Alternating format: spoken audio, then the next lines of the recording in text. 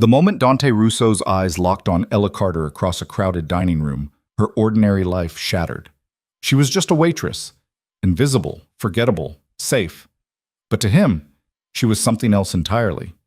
What started as a single glance became an obsession that would drag her from the margins of survival into the violent, intoxicating heart of his criminal empire.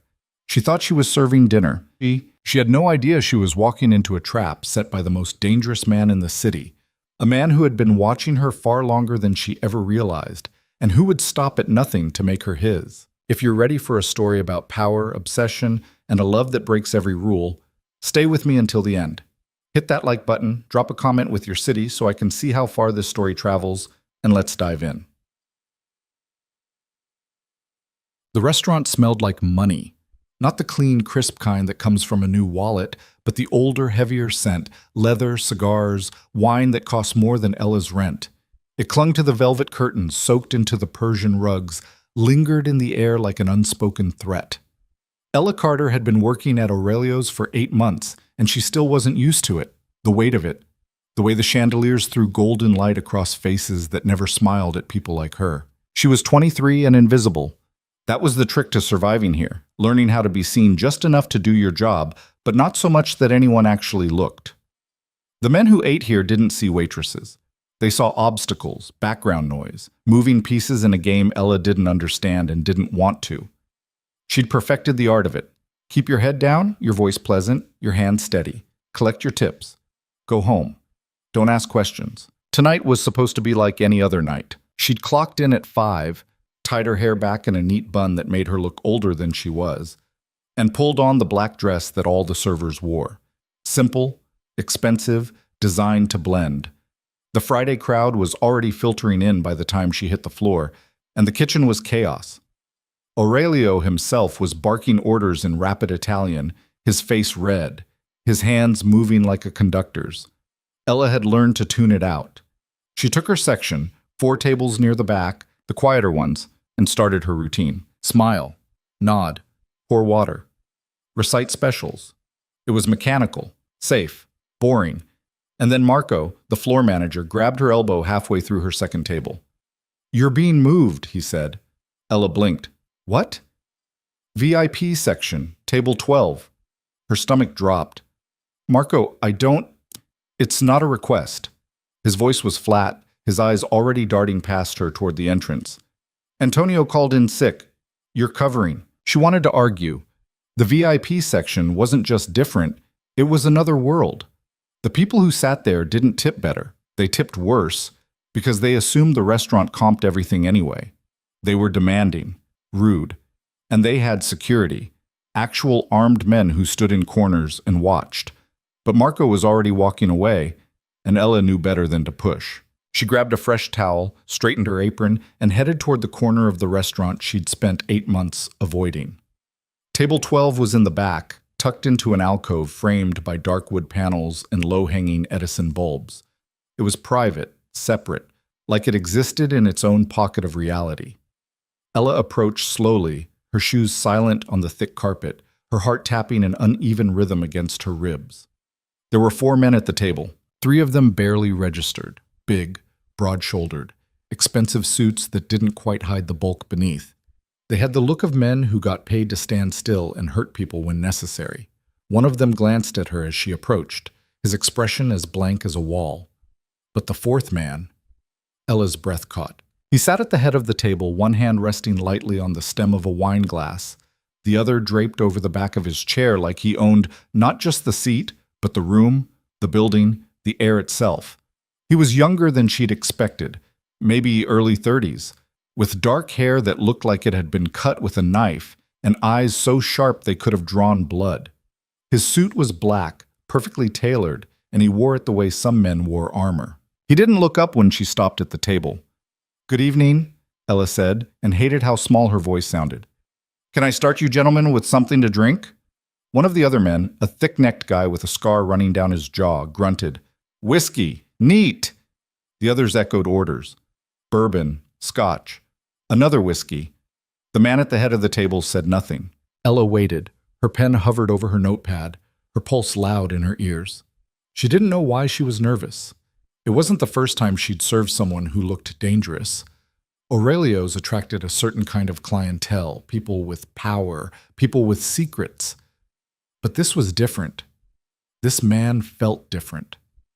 Finally, he lifted his gaze, and Ella forgot how to breathe. His eyes were dark, nearly black, and they didn't just look at her. They saw her, really saw her, in a way that made her skin prickle and her stomach twist. It wasn't lecherous. It wasn't even friendly.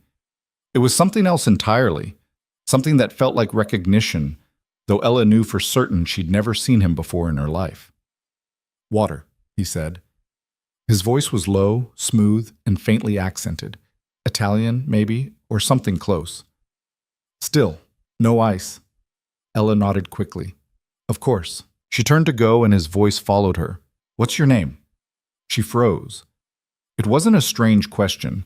Customers asked all the time, though usually it was the drunk ones, the ones who thought a first name was an invitation. But the way he asked it, calm, direct, like he already knew the answer and was just testing her, made something cold slide down her spine. She turned back. "Ella." He didn't smile, didn't nod, just watched her for another beat, then looked back at his menu. "Thank you, Ella." She walked away on legs that felt like water. The bar was packed, and it took her 3 minutes to get the drinks together. Her hands were shaking.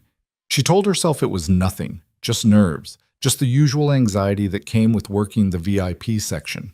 But when she returned to table 12 and set the glasses down one by one, she could feel his eyes on her the entire time. He didn't speak again, didn't acknowledge her. But Ella knew, somehow, instinctively, that he was aware of every move she made, every breath. The rest of the night blurred. She took orders, delivered food, refilled drinks. The men at table 12 barely spoke, and when they did, it was in low tones she couldn't hear. The man at the head, Ella still didn't know his name, ate slowly, deliberately, like he had all the time in the world.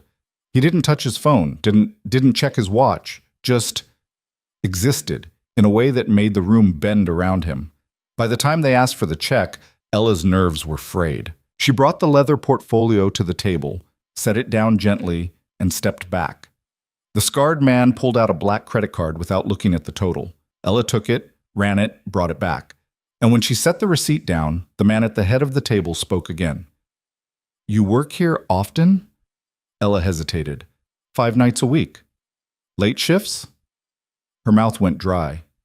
"Usually." He nodded slowly like she'd confirmed something. Then he reached into his jacket and pulled out a money clip. Thick, silver, stuffed with hundreds. He peeled off 5 bills and set them on the table. $500. Ella stared. "Thank you for your service," he said quietly. She didn't know what to say, didn't know what to do. So she just nodded, mumbled something that might have been "thank you," and walked away with the cash burning a hole in her apron. When she glanced back, the table was empty. They were gone. Ella's shift ended at midnight. She changed out of her uniform in the cramped staff bathroom, pulled on jeans and a hoodie, and stuffed the $500 into her bag like it might disappear if she didn't keep it close. Her hands were still shaking. She told herself it was the adrenaline, the weird intensity of the night, nothing more. The streets outside Aurelio's were empty. The restaurant sat on the edge of the financial district, where skyscrapers gave way to older buildings and narrow alleys. It was the kind of neighborhood that looked safe during the day and felt dangerous after dark. Ella usually took the bus, but tonight she'd missed the last one. So she walked. Her apartment was 20 minutes away. She kept her head down, her keys tucked between her fingers like a weapon. Her phone in her other hand with 911 already dialed, her thumb hovering over the call button. She made it 3 blocks before she realized she was being followed. It started as a feeling, a prickle at the back of her neck. The sense that the street behind her wasn't as empty as it should be. She glanced over her shoulder once, saw nothing, and kept walking, faster now. The footsteps matched her pace.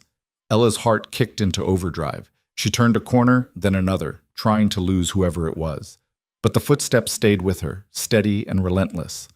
She risked another glance back, and this time she saw them. 2 men, big, moving with purpose. Panic flooded her veins. She broke into a run. The alley ahead was narrow, dark, lined with dumpsters and fire escapes.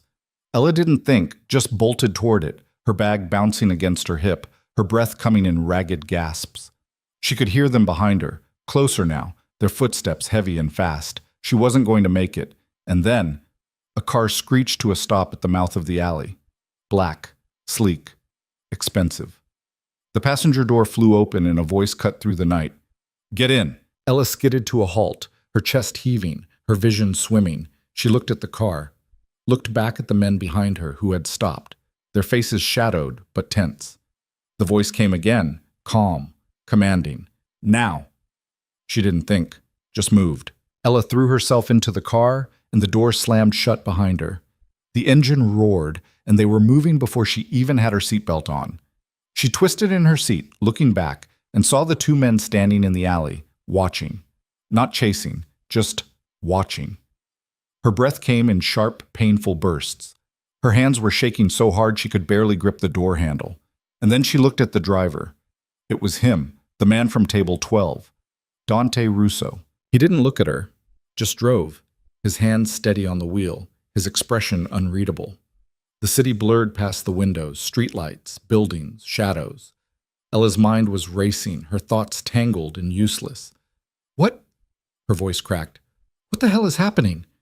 He didn't answer right away, just took a turn, smooth and controlled, and pulled onto a wider street. Then he glanced at her, and his eyes were calm. Too calm. "You were being followed," he said simply. "I know that!" Ella's voice rose, panic sharpening into anger. "Who were they? Why?" "They work for your boss." The words landed like a punch. Ella stared at him. "What?" Dante's jaw tightened. "Marco Vitali, the man who owns Aurelio's. He's been using you, Ella." "Using me for what?" "Cover." He said it like it was obvious, like she should have known. "You're clean. No record, no connections, the kind of person no one looks at twice.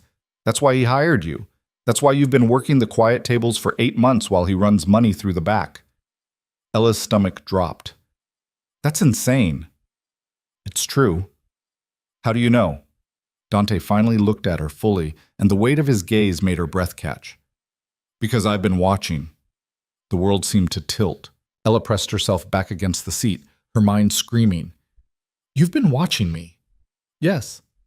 "For how long?" "Long enough." "That's not an answer." "It's the only one you're getting tonight." He pulled the car into an underground garage, sleek, modern, lit by cold white lights. Ella didn't recognize it, didn't know where they were. She reached for the door handle, but it didn't budge. "Let me out," she said, her voice shaking. "No. Let me out." Dante turned off the engine and shifted in his seat, facing her fully. His expression was still calm, still controlled, but there was something beneath it now, something darker. "You don't understand," he said quietly. "Those men weren't trying to scare you. They were sent to kill you." Ella's blood turned to ice. "Why?" "Because you saw something. Or Marco thinks you did. It doesn't matter. What matters is that you're not safe anymore." "Then I'll go to the police." "The police won't help you." His voice hardened. "Marco owns half the precinct. You go to them, you're dead by morning." Ella's hands were trembling. Her whole body was trembling. "So what am I supposed to do?" Dante leaned closer, and his voice dropped to something almost gentle. "You stay with me." She laughed. It came out sharp and bitter. "Stay with you? I don't even know you." "You know enough." "I know nothing." Her voice cracked, and she hated the way it sounded. Small, scared, breakable. "I don't know who you are. I don't know what you want. I don't—" "My name is Dante Russo," he said, cutting her off. "I run the East Side. Everything from the docks to the financial district. Marco works for me. Or he did, until he got greedy." Ella stared at him, her mind struggling to process. "You're a—" "Yes. A criminal, a crime boss. The kind of man she'd spent her whole life avoiding. And now she was sitting in his car. "I can't." She shook her head, her thoughts spinning. "I can't do this. I need to go home. I need to—" "Your apartment isn't safe." "Then I'll go somewhere else, a hotel, a friend's place." "They'll find you." "How do you know?" "Because I would." The certainty in his voice made her stomach twist. Ella looked at him, really looked at him, and saw no hesitation, no doubt, just cold, absolute confidence. This man had done terrible things. She could see it in the way he held himself, the way he spoke, the way he looked at her like she was already his. "I don't have a choice, do I?" she whispered. Dante's expression softened, just slightly. "No." She closed her eyes, her chest tight, her world crumbling. When she opened them again, he was still watching her. "Come on," he said quietly. "Let's get you inside." The penthouse was massive. Floor-to-ceiling windows overlooked the city, the lights stretching out like a blanket of stars. The furniture was modern, expensive, all clean lines and dark leather. Everything was pristine, controlled, like the man who lived here. Ella stood in the middle of the living room, her arms wrapped around herself, her bag still clutched in one hand. She felt like she was in a dream, a nightmare, something that couldn't possibly be real. Dante moved through the space with easy familiarity, shrugging out of his jacket and draping it over a chair. He poured himself a drink, whiskey, neat, and held up the bottle. "Want one?" Ella shook her head. He nodded, set the bottle down, and took a slow sip. Then he turned to face her. "You'll stay in the guest room," he said. "Second door on the left. There's a bathroom attached. Anything you need, you can ask." "For how long?" "Until it's safe." "And when will that be?" Dante's jaw tightened. "When I've dealt with Marco." Ella's breath hitched. "What does that mean?" He didn't answer. She took a step back, her pulse pounding. "I don't want anyone to get hurt because of me." "They won't." His voice was flat. "Because you're going to stay here. Stay quiet and let me handle it." "I'm not a prisoner." "No," Dante said, his eyes locking on hers. "You're under my protection. There's a difference." Ella wanted to argue, wanted to scream, but she was so tired, so scared, and some part of her, some small traitorous part, believed him when he said he'd keep her safe. She looked away, blinking back tears. "I don't understand any of this." "You will." "Why me?" Her voice broke. "Why do you even care?" Dante was quiet for a long moment. Then he set down his glass and crossed the room, stopping just in front of her. Close enough that she could smell his cologne, something dark and expensive. Close enough that she had to tilt her head back to meet his eyes. "Because," he said softly, "you're the only real thing I've seen in years." Ella's breath caught, and before she could respond, he stepped back, his expression shuddering. "Get some rest," he said. "We'll talk in the morning." Then he turned and walked away, leaving Ella standing alone in the middle of his world, her heart pounding and her future hanging by a thread.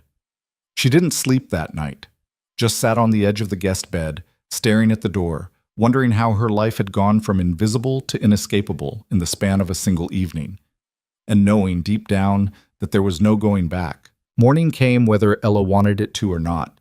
She'd spent most of the night curled on top of the guest bed, too wired to sleep, too exhausted to think clearly.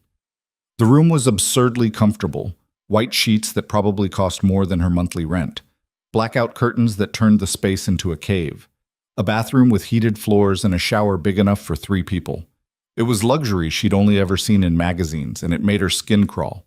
This wasn't her life, but as light started creeping around the edges of the curtains, Ella had to accept that maybe it was now.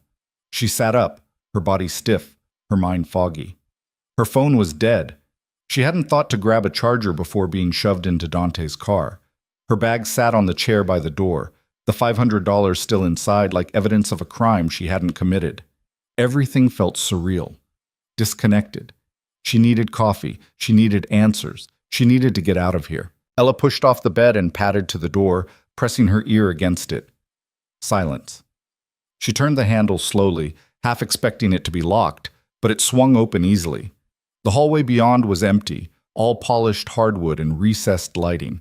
She moved quietly, her bare feet soundless, following the smell of coffee toward what she assumed was the kitchen. She found it at the end of the hall, a massive open space with marble countertops, industrial appliances, and windows that looked out over the city's skyline. The view was dizzying. She was higher up than she'd realized. 30 floors, maybe more.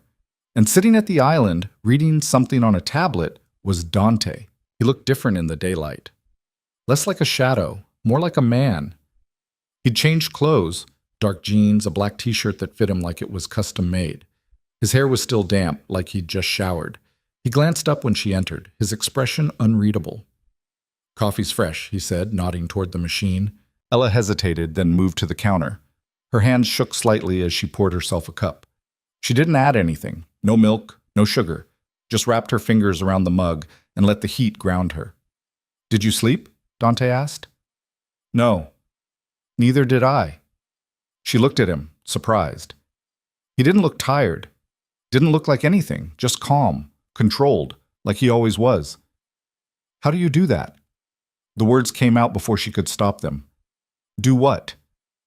"Act like this is normal." Dante set down his tablet. "It is normal. For me." "Well, it's not for me." Ella's voice cracked. "I'm a waitress. I serve food. I go home. I watch Netflix and eat cereal for dinner and worry about my electric bill. I don't—" She gestured around the penthouse. "I don't do this. You do now. I didn't choose this." "No," Dante said quietly. "You didn't. But here you are." Ella wanted to throw the coffee in his face, wanted to scream, but she just stood there, her throat tight, her eyes burning. Dante watched her for a moment, then stood. He crossed to the fridge, pulled out eggs, butter, bread, started moving around the kitchen like he actually knew what he was doing. "When's the last time you ate?" he asked. Ella blinked. "What?" "Food. When?" She tried to remember. Yesterday before her shift, maybe? A protein bar she'd grabbed from the corner store. Her stomach growled in response, betraying her. "That's what I thought." Dante cracked eggs into a pan, his movements efficient. "Sit." "I'm not hungry." "You're lying." Ella opened her mouth to argue, but nothing came out. Because he was right. She was starving. And despite everything, despite the fear and the anger and the complete insanity of her situation, her body still needed fuel. She sat. They didn't talk while he cooked. Ella sipped her coffee and watched him work, trying to reconcile this version of Dante with the one from last night. The crime boss. The man who casually admitted to running half the city. He didn't look dangerous right now. He just looked normal, like someone's boyfriend making breakfast. It was unsettling. He slid a plate in front of her, scrambled eggs, toast, perfectly browned. Then he made one for himself and sat across from her. "Eat," he said. Ella picked up her fork. The eggs were good, better than good. She hated that. "You cook," she said after a minute. "Sometimes." "Why?" Dante shrugged. "My mother taught me, said a man who can't feed himself is useless." It was the first personal thing he'd told her. Ella filed it away, not sure what to do with it. They ate in silence. When Ella finished, Dante took her plate without a word and rinsed it in the sink. Then he turned back to her, leaning against the counter, his arms crossed. "We need to talk," he said. Ella's stomach twisted. "About? What happens next?" "I want to go home." "That's not an option. You can't keep me here." "I can, and I will." His voice was calm but final. "Until Marco is dealt with, you're staying." "For how long?" "However long it takes." Ella pushed back from the island, her chair scraping against the floor. "This is kidnapping. This is protection." "I didn't ask for your protection." "You didn't have to." Dante's eyes locked on hers. "Those men last night weren't playing games, Ella. They were sent to eliminate a problem. You. Whether you like it or not, you're involved now. And the only way you survive is if you trust me." "Trust you?" Ella laughed bitterly. "I don't even know you." "Then let me fix that." He moved to the living room, and after a moment, Ella followed.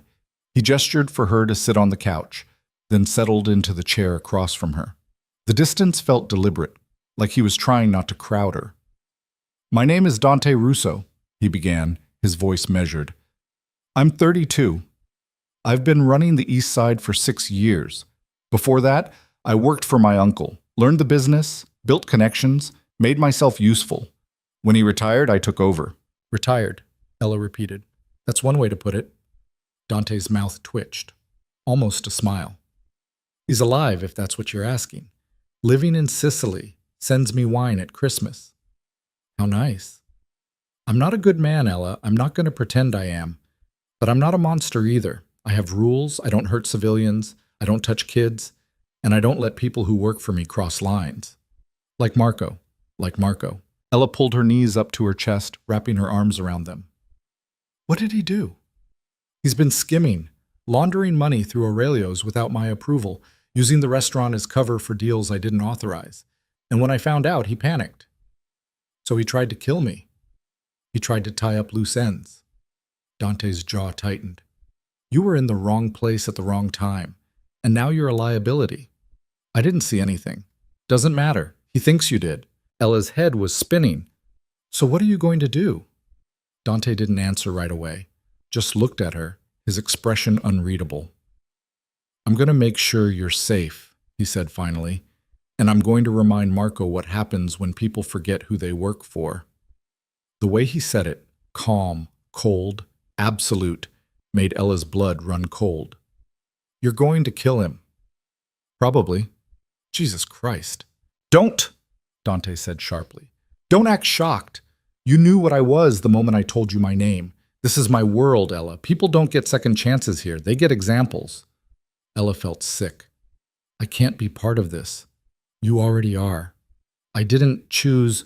Life doesn't care what you choose. His voice rose just slightly, and Ella flinched. Dante seemed to catch himself, his expression softening. He exhaled slowly, running a hand through his hair. I know this is hard. I know you're scared. But you need to understand something. The moment I pulled you into that car, you became mine to protect. And I don't let go of what's mine. The possessiveness in his tone should have terrified her, should have sent her running, but instead, it settled over her like a weight, heavy, suffocating, and somehow secure. Ella looked away, her throat tight. I don't belong here. Not yet, Dante agreed, but you will. The rest of the day passed in a strange, suspended state. Dante left mid-morning, flanked by two men Ella hadn't seen before. Both big, both silent, both armed. He didn't tell her where he was going, and she didn't ask. Just watched him leave from the window, her stomach in knots. She was alone in the penthouse. Completely alone. And yet she didn't try to leave. Maybe it was fear. Maybe it was exhaustion. Or maybe some part of her believed him when he said this was the only safe place left. She explored the space slowly, taking inventory. 3 bedrooms, 4 bathrooms, a home office with walls lined with books she suspected Dante had never read, a gym with equipment that looked brand new. Everything was pristine, impersonal, like a hotel, not a home. The only exception was the office. Ella found it by accident, trying to find a phone charger. The door had been slightly ajar, and when she pushed it open, she froze. The walls were covered in photographs, not of Dante, of her. Ella at work, carrying a tray. Ella leaving Aurelio's through the back entrance. Ella at the bus stop, her face turned toward the street. Ella in her apartment building, visible through her kitchen window.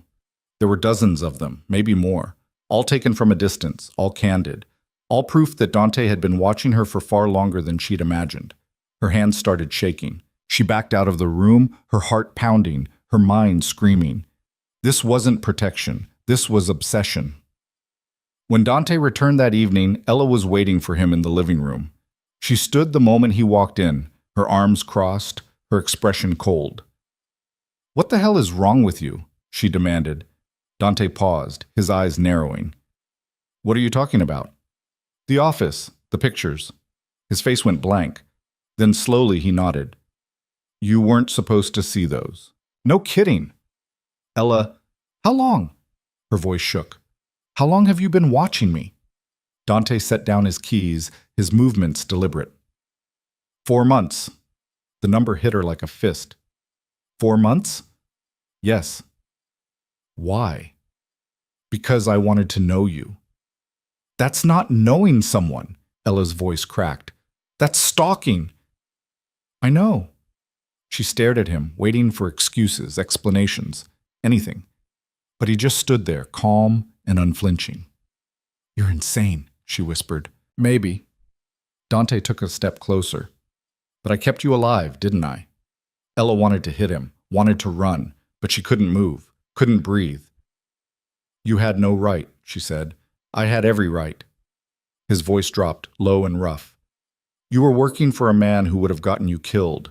You were invisible, alone, and no one was looking out for you. So I did. I didn't need you to. Yes, you did. He was close now, too close. You just didn't know it yet. Ella's chest was heaving, her pulse racing. She felt trapped, cornered, and the worst part was some small, broken part of her wanted to believe him. I want to leave, she said. No, you don't.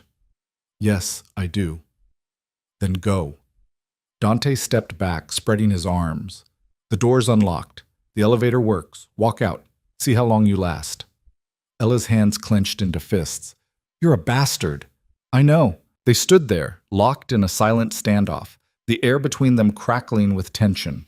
And then Ella did something she didn't expect. She started crying.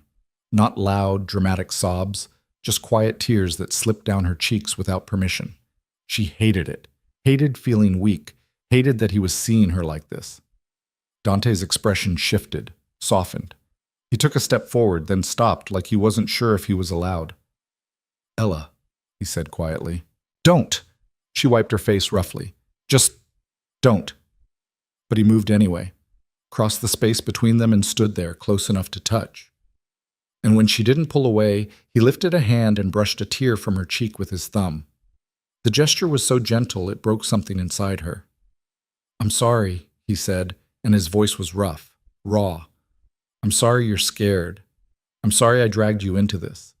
But I'm not sorry I kept you safe, and I won't apologize for wanting you here. Ella looked up at him, her vision blurred. You don't even know me. I know enough. You know what I look like when I'm working. That's not the same thing. I know you're kind, Dante said. I've watched you give your tips to the dishwashers.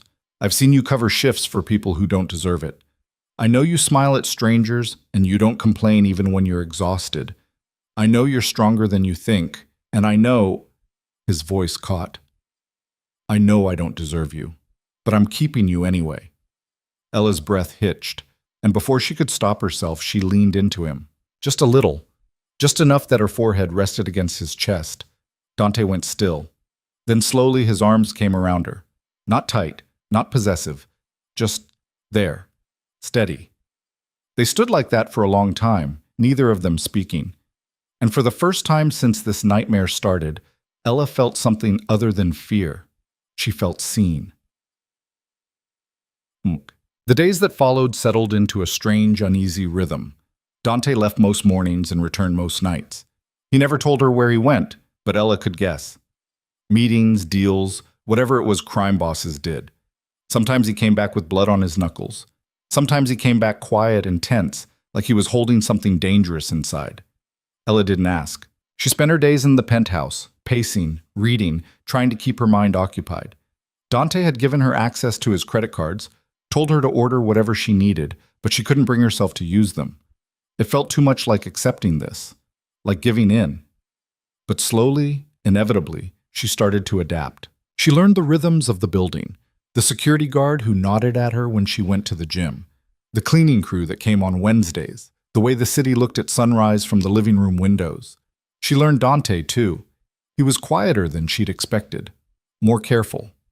He gave her space, never pushed, never demanded, but he was always there, always watching. Like he was afraid she'd disappear if he looked away. One night, she found him on the balcony, smoking a cigarette and staring out at the city. I didn't know you smoked, she said. He glanced at her. I don't, usually. Bad day? Something like that. Ella leaned against the railing beside him. The air was cool, the city lights stretched out below them like a galaxy. She should have been inside, should have kept her distance, but she didn't. Did you kill him? She asked quietly. Dante took a drag, then exhaled slowly. Who? Marco. Not yet. Why not? Because I'm making a point. He flicked ash over the edge. People need to see what happens when they cross me. Killing him quickly doesn't send the right message. Ella's stomach turned. That's cruel. That's survival. She looked at him, really looked at him. At the hard lines of his face, the tension in his shoulders, the way his eyes never stopped moving. He looked tired, older than 32. Do you ever regret it? She asked. What? This life. Dante was quiet for a long time. Then he crushed out his cigarette and turned to face her. Every day, he said. The honesty in his voice caught her off guard. Then why do it? Because I'm good at it. Because it's all I know. Because walking away isn't an option. Everyone has options. Not people like me. Ella frowned. You're not a monster, Dante. Yes, I am. He said it simply, factually. I've done things that would make you sick, hurt people, killed people. And I'll do it again if I have to. That's what I am, Ella. And you need to accept that if you're going to stay here. I'm not staying, she said automatically. Dante smiled, but it didn't reach his eyes. Keep telling yourself that. He walked past her, back inside, leaving Ella alone on the balcony with her thoughts in the cold night air. She didn't follow him, but she didn't leave either. 2 weeks after Ella had been pulled into Dante's world, everything changed. It started with a phone call. Dante was in the kitchen making coffee when his phone buzzed. He glanced at the screen, his expression darkening. I need to take this, he said, and disappeared into his office. Ella tried to ignore it, tried to focus on the book she'd been pretending to read.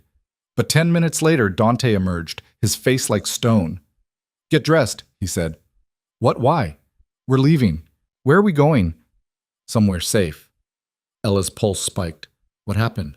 Dante didn't answer, just grabbed his jacket and his gun. Ella had learned to recognize the bulge under his clothes and headed for the door. Dante! He stopped, turned, and for the first time since she'd met him, she saw something in his eyes that looked like fear. Marco knows you're here, he said quietly, and he's coming.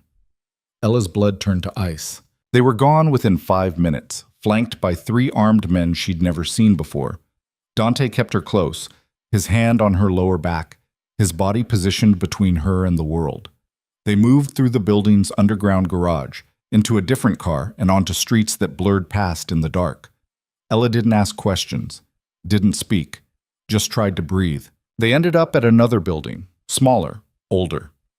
Dante led her inside, up 3 flights of stairs, into an apartment that smelled like dust and disuse. Stay here, he said.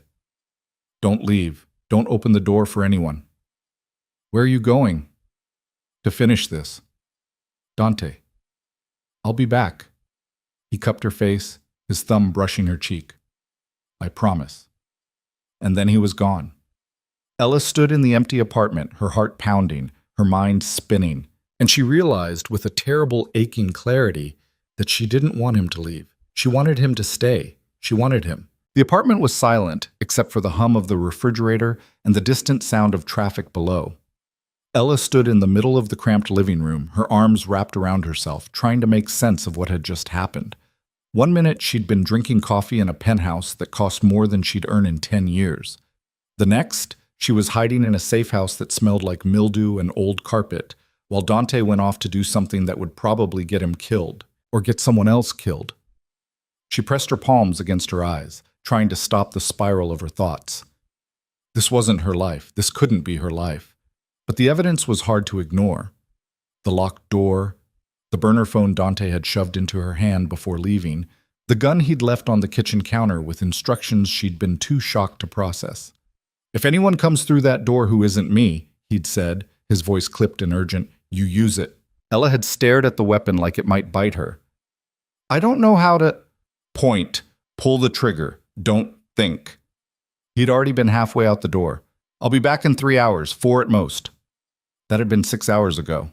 Ella checked the phone for the 100th time. No messages, no calls. Just a blank screen and a battery at 40%. She wanted to call him, wanted to demand answers. But she didn't even have his number saved, just the emergency contact he'd programmed in, labeled simply as D. She moved to the window and peered through the grimy blinds. The street below was empty, slick with rain that had started falling an hour ago. A few parked cars. A bodega on the corner with flickering neon. Nothing out of the ordinary. Nothing that screamed danger. But Ella had learned that danger didn't always announce itself. She let the blinds fall back into place and paced the small space, her mind racing. What was Dante doing right now? Was he hurt? Was Marco already dead? And if so, what did that mean for her? Could she go back to her life? Back to her apartment, her job, her invisibility? Did she even want to? The thought stopped her cold, because somewhere between the terror and the chaos, something had shifted.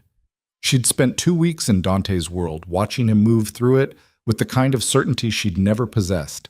He was brutal, yes, dangerous, absolutely, but he was also careful, deliberate, and he'd kept every promise he'd made to her, even the ones she hadn't asked for. He'd protected her, provided for her, seen her. And she'd started to see him too. Not just the crime boss with blood on his hands, but the man who made her breakfast and asked if she'd slept. The man who read in the evenings with reading glasses he seemed embarrassed to wear. The man who stood on the balcony at 2 a.m, smoking cigarettes he didn't want, carrying weight he'd never put down. Ella sank onto the worn couch, her head in her hands. She was falling for him. The realization hit her like a punch to the gut. She was falling for a man who'd stalked her, kidnapped her, dragged her into a war she didn't understand. A man who killed people. A man who would never be safe, never be normal, never be anything close to what she'd imagined for herself. And yet, the door rattled. Ella's head snapped up, her heart leaping into her throat. She bolted to her feet, her eyes darting to the kitchen where the gun still sat on the counter. The lock clicked. The handle turned.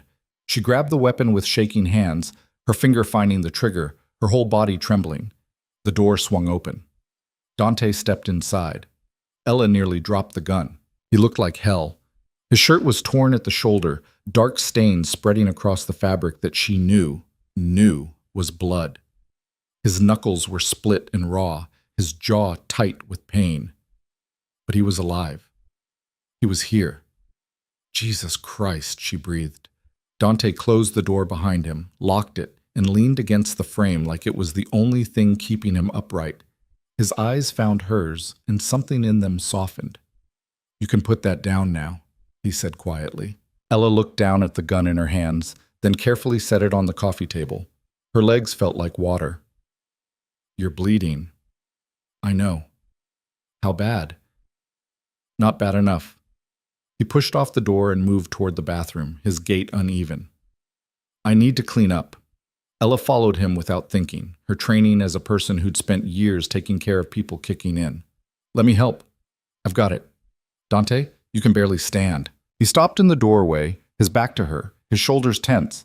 Then he let out a long breath and nodded. The bathroom was tiny, barely room for both of them.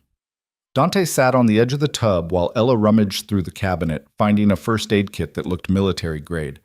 She pulled out gauze, antiseptic, medical tape, and turned to face him. "Shirt off," she said. He raised an eyebrow. "Bossy. You're bleeding all over the floor. Off." Dante peeled the shirt over his head with a wince, and Ella's breath caught. His torso was a map of violence. Old scars, new bruises, and a fresh gash across his ribs that was still seeping. But beneath all of it was muscle and ink, a tattoo that covered most of his left side, intricate and dark. She tried not to stare. "It's not as bad as it looks," Dante said, watching her face. "Looks pretty bad." "I've had worse." Ella dampened a cloth with antiseptic and knelt in front of him. "This is going to hurt." "I can handle it." She pressed the cloth to the wound, and Dante hissed through his teeth, his hands gripping the edge of the tub. Ella worked quickly, cleaning the blood, checking for debris. The cut was long, but shallow. He'd been lucky. "What happened?" she asked, keeping her voice steady. "I took care of it." "That's not an answer." Dante was quiet for a moment. Then, "Marco's dead." Ella's hands stilled. "You killed him."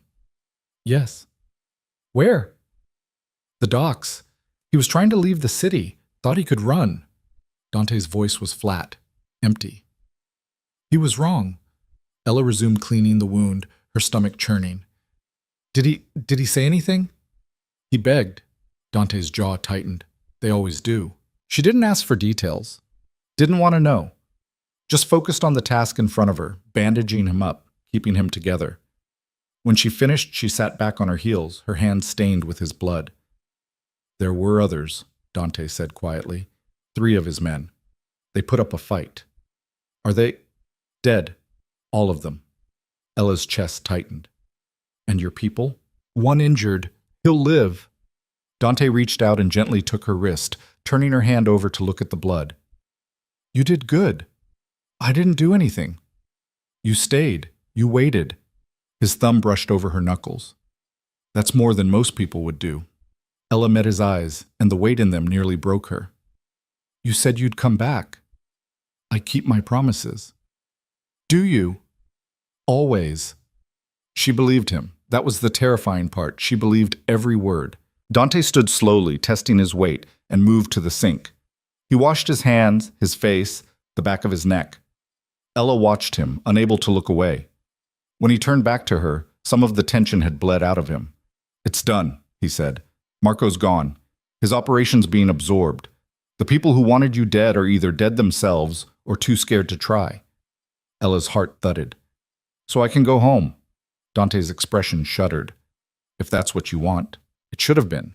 It should have been the only thing she wanted. But standing there in that cramped bathroom, looking at this man who'd turned her life inside out, Ella realized she didn't know what she wanted anymore.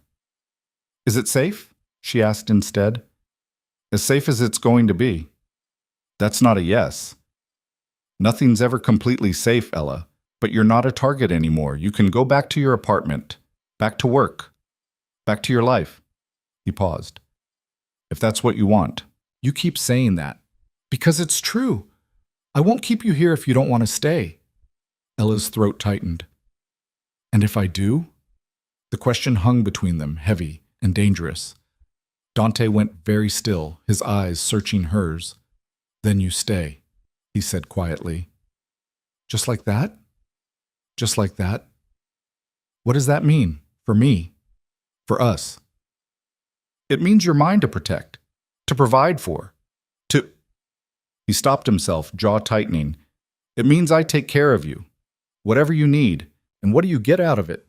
Dante moved closer, slow and deliberate, until there was barely any space between them. His hand came up to cup her face, his thumb tracing her cheekbone. You, he said simply. Ella's breath caught. That's it? That's everything. She should have pulled away, should have run, but instead she leaned into his touch, her eyes closing. I don't know how to do this, she whispered. Neither do I. You're a criminal. I know. You've killed people. I know. I should be terrified of you. You are. His voice was rough. But you're still here. Ella opened her eyes and looked at him. Really looked at him. At the man who'd watched her for months, who'd pulled her out of danger, who'd kept her safe even when she'd fought him every step of the way. The man who made her feel seen for the first time in her life. I'm still here, she agreed. And then, before she could second-guess herself, she kissed him. It wasn't soft, wasn't tentative. It was desperate and messy and real, all the fear and tension and need she'd been holding back pouring out in one moment. Dante froze for half a second. Then his arms came around her, pulling her close, kissing her back with an intensity that stole her breath. When they finally broke apart, both of them were breathing hard. Ella, Dante said, his voice strained. Don't. She pressed her fingers to his lips. Don't talk, don't think, just... He kissed her again, and this time there was no hesitation. Just heat and want, and the kind of connection that felt like falling. They barely made it to the bedroom. Afterward, they lay tangled in the small bed, the rain still pattering against the window. Ella's head rested on Dante's chest, listening to the steady thump of his heartbeat. His fingers traced lazy patterns on her shoulder, his breathing slow and even. I watched you for 4 months before I approached you, he said quietly. Ella went still. I know. I told myself it was business, that I needed to understand Marco's operation, but that was a lie. His hand stilled. I saw you on a Tuesday. You were leaving work, and it was pouring. You gave your umbrella to an old man waiting for the bus. Ella remembered. She'd gotten soaked. You didn't think twice about it, Dante continued. Just handed it over and ran, and I thought... He paused. I thought I'd never seen anything like that. Someone who gave without expecting anything back. It was just an umbrella. It wasn't. Not to me. His voice dropped. I grew up in a world where everything's a transaction, where kindness is weakness. And then there you were, proving all of it wrong. Ella lifted her head to look at him. So you stalked me? Yes. That's creepy, Dante. I know. You can't just... She stopped, shaking her head. You should have just talked to me. And said what? Hi, I'm a crime boss, want to get coffee? Despite everything, Ella laughed. It came out shaky and a little broken, but it was real. Maybe not that. Dante's mouth curved into something that might have been a smile. I'm not good at normal, Ella. This is all I know how to be. Then teach me, she said. Teach me your world. His expression shifted, surprise, then something deeper. Why? Because I'm here. Because I'm choosing this. She took a breath. Because I'm choosing you. Dante pulled her closer, his lips brushing her forehead. You don't know what you're saying. Yes, I do. This life, it's not safe. It's not easy. People will always be coming for me, for you, if they know you matter to me. Then we handle it, Ella said. Together. He was quiet for a long time, then, okay. Okay. Together. Ella closed her eyes, letting the word settle over her. Together.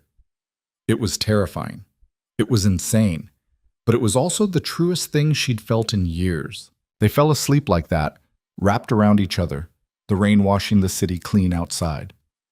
When Ella woke, sunlight was streaming through the blinds and Dante was gone. Panic spiked through her before she saw the note on the nightstand. Had to handle something. Back by noon. Door stays locked. D. She checked the time. 10:30, an hour and a half. Ella got up, found her clothes, and padded to the kitchen. The apartment looked different in daylight. Shabbier, smaller, but also strangely safe. Like a hiding place. A cocoon. She made coffee with the ancient machine she found under the sink and stood by the window watching the street below. People moved through their lives, walking dogs, carrying groceries, arguing on phone calls. Normal people doing normal things. She wasn't sure she was one of them anymore. The burner phone buzzed. Ella grabbed it, heart racing. D, don't leave. I mean it. She typed back, I'm not going anywhere. A pause, then, good. Ella smiled despite herself. Dante returned at 11:45 carrying bags from a deli down the street. He looked better, cleaned up, wearing fresh clothes, the tension from last night mostly gone. He set the food on the counter and pulled Ella into a kiss that tasted like coffee and promise. Hungry? He asked. Starving. They ate sandwiches at the tiny kitchen table and Ella asked the question that had been nagging at her. What happens now? Dante swallowed, considering. We go back to the penthouse, you get settled, and then we figure out what comes next. What does that mean? It means I meant what I said. You stay. I take care of you. You finish school if you want, or don't. You work if you want, or don't. Whatever you need, it's yours. That sounds like you're keeping me. I am. Ella should have been offended, should have argued, but the certainty in his voice made her feel something she hadn't felt in years, secure. And what do I do while you're out doing, she gestured vaguely, crime boss things? Whatever you want, study, read, learn to shoot. He smirked. You were holding that gun all wrong last night. I've never held a gun before last night. I know. We'll fix that. Ella shook her head, half amused, half exasperated. This is insane. Probably. I'm really doing this. You are. She looked at him. This man who'd turned her world upside down, who'd claimed her without asking, who was offering her a life she'd never imagined. And she realized she wasn't scared anymore. She was ready. Okay, Ella said. Let's go home. Dante's expression softened in a way she'd never seen before. Home, he repeated quietly, like he was testing the word. Your place, she clarified. For now. For now, he agreed, but they both knew she meant something more. Yet, the next 2 weeks passed in a blur of adjustment and revelation. Dante took Ella back to the penthouse, and this time it felt different. Less like a prison, more like a sanctuary. She unpacked the few belongings she'd salvaged from her apartment, clothes, books, a photo of her parents who'd died when she was 19. Dante gave her space in his closet without her asking. Cleared a drawer, made room. He taught her things she'd never thought she'd need to know. How to handle a gun, how to spot a tail, how to recognize the signs of danger. He was patient, methodical, never condescending. And Ella learned quickly, driven by a need to understand this world she'd chosen. But there were softer moments, too. Nights where Dante cooked dinner and they ate on the balcony, watching the city lights come on one by one. Mornings where he brought her coffee in bed and they talked about nothing and everything. Afternoons where she studied for the online classes she'd enrolled in. Dante had paid the tuition without blinking. And he read beside her, his hand resting on her knee like an anchor. He was different with her, gentler, more open. The hard edges were still there, but they didn't cut as deep, and Ella started to see the man beneath the reputation. One night, she found him in his office, staring at the wall of photographs he'd never taken down. "You kept them," she said from the doorway. Dante glanced at her. "I should probably get rid of them." "Why haven't you?" He was quiet for a long moment. "Because they remind me of who you were before I ruined your life." Ella crossed the room and took his hand. "You didn't ruin it. You changed it." "Same thing." "No." She squeezed his fingers. "It's not." Dante pulled her into his lap, his arms wrapping around her waist. "Do you miss it? Your old life?" Ella thought about it. Really thought about it. The long shifts, the invisibility, the loneliness that had followed her everywhere. "Sometimes," she admitted, "but not as much as I thought I would." "What do you miss?" "The simplicity, knowing what each day would look like." "You can still have that." "Not here." "No," Dante agreed. "Not here." Ella turned to look at him. "Do you ever think about leaving, walking away from all of this?" "Every day." "Then why don't you?" "Because people depend on me.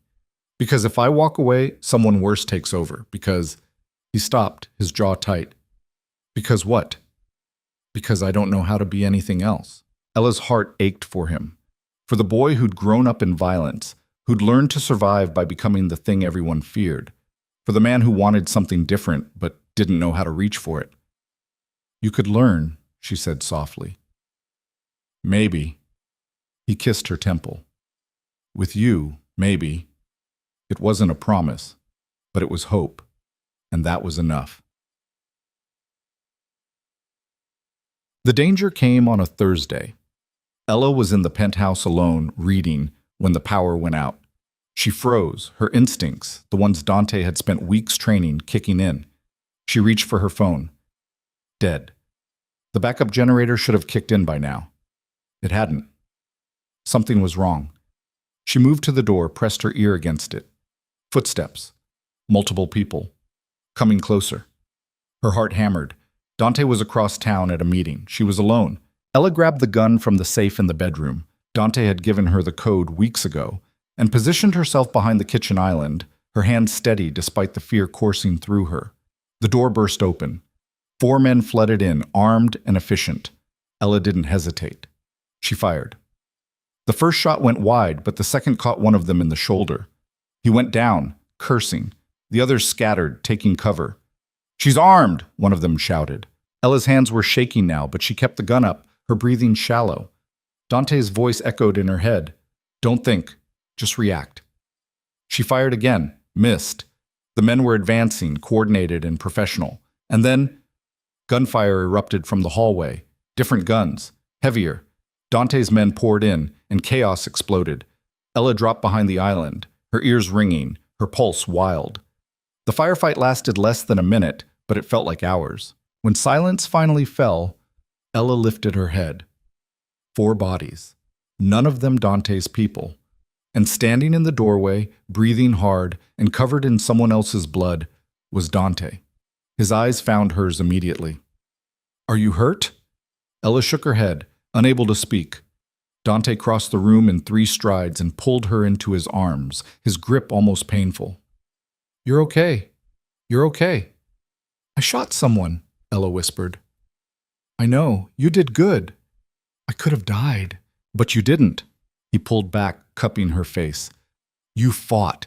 You survived. I'm so damn proud of you." Ella started to shake then, the adrenaline crashing. Dante held her through it, his voice low and steady, anchoring her. When she finally calmed, she asked the question she already knew the answer to. "Who were they?" "Rivals, testing me, seeing if they could get to you." "Did they?" Dante's eyes went hard. "No, and they won't get another chance." Ella believed him because she'd seen what he was capable of, what he would do to keep her safe. And she realized, standing there in the wreckage of her new life, that she would do the same for him. The penthouse was cleaned and repaired within 48 hours, but the echo of gunfire stayed with Ella longer than that. She'd killed a man. Not directly. He'd survived the shoulder wound, but she'd pulled the trigger with intent. She'd aimed at another human being and fired. The weight of it sat in her chest like a stone, heavy and cold, refusing to dissolve no matter how many times Dante told her she'd done what she had to do. You protected yourself, he'd said that night, holding her while she couldn't sleep. That's not something to feel guilty about. But Ella did feel guilty. She also felt something else, something darker that she didn't want to examine too closely. She felt powerful. For the first time in her life, she hadn't been helpless, hadn't been a victim. She'd fought back, and she'd survived. Dante watched her carefully in the days that followed, like he was waiting for her to break. But Ella didn't break. She got quieter, more thoughtful, but she didn't fall apart. Instead, she asked him to teach her more. More what? He'd asked, looking up from his laptop. Everything. I want to know how to protect myself. Really protect myself. Not just fire a gun in a panic, but actually know what I'm doing. Dante had studied her face for a long moment, then nodded. Okay. So he taught her, not just weapons, but strategy. How to read a room. How to identify exits. How to move through crowds without being noticed. How to notice when someone was following her. How to fight dirty if she had to. Eyes, throat, knees. No rules, no honor, just survival. Ella absorbed it all like she was learning a new language. Because in a way, she was. The language of Dante's world. The language of violence and power and control. But there were other lessons too, softer ones. Dante started bringing her to meetings.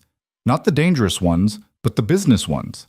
Sit-downs with restaurant owners who paid protection fees, developers who needed permits pushed through, importers who moved goods Ella tried not to think too hard about. He'd introduce her simply as Ella, never explaining who she was or why she mattered. But people noticed. They always noticed. Why do you bring me? She asked one night after a particularly tense meeting with a man who owned half the waterfront. Because you're smart, Dante said, loosening his tie. And you see things I miss. Like what? Like the fact that Carmine was lying about his profit margins. I saw you watching him. Ella had been watching him, had noticed the way his eyes shifted when he talked about his monthly numbers, the way his hands fidgeted with his watch. He was skimming, she said. By about 30%, yeah. Dante glanced at her. How did you know? I've been a waitress for 6 years. You learn to read people when your tips depend on it. Dante smiled, a real smile, not the cold ones he used in meetings. See? Smart. Ella felt something warm bloom in her chest. Pride, maybe, or purpose. She was becoming part of this world, not just someone sheltered by it. She was contributing, mattering. It should have scared her how good that felt.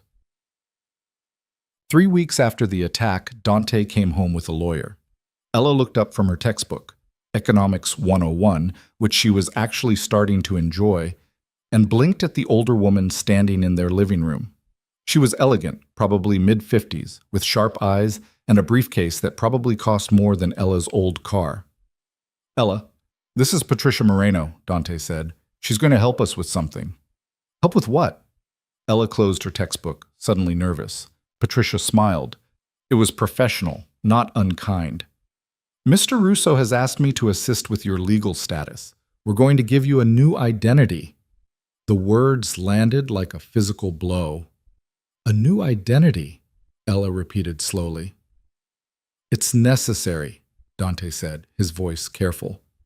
Your old name is connected to Marco, to Aurelio's, to everything that happened. If anyone comes looking for loose ends, they'll find Ella Carter, but they won't find who you become. Ella's hands went cold. You want me to disappear? I want you to be safe. By erasing who I am? By giving you a fresh start.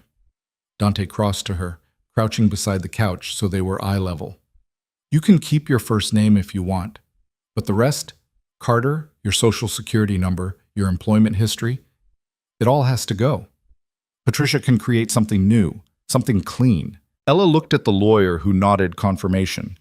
It's not uncommon in witness protection scenarios, though this is obviously different. You'd have a new last name, new documentation, a complete legal identity. For all intents and purposes, Ella Carter would cease to exist. The room felt too small suddenly, too close. I need air, Ella said, standing abruptly. Dante rose with her. Ella, I just need a minute.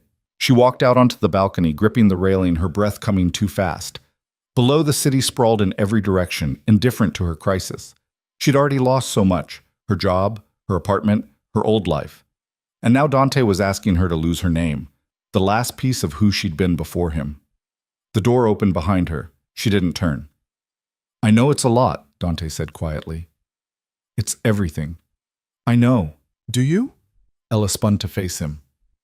You've always been Dante Russo. You've never had to give up who you are. Haven't I? His voice was soft, but edged with something raw. I gave up who I wanted to be a long time ago. The moment I took over my uncle's business, I stopped being just Dante. I became the Russo legacy, the East Side boss, the man everyone fears. I don't get to be anything else. Ella's anger deflated slightly. That's different, is it? He moved closer. We're both trapped by names that come with expectations. Yours just happens to come with danger. She wanted to argue, but he wasn't wrong. Being Ella Carter meant being connected to everything that had happened, to Marco's operation, to the attack, to a life that no longer existed. What would my new name be? She asked finally. Dante glanced back at Patricia, who tactfully remained inside. That's up to you. We can choose something similar, or something completely different. Ella thought about it, about who she wanted to be in this new life she was building.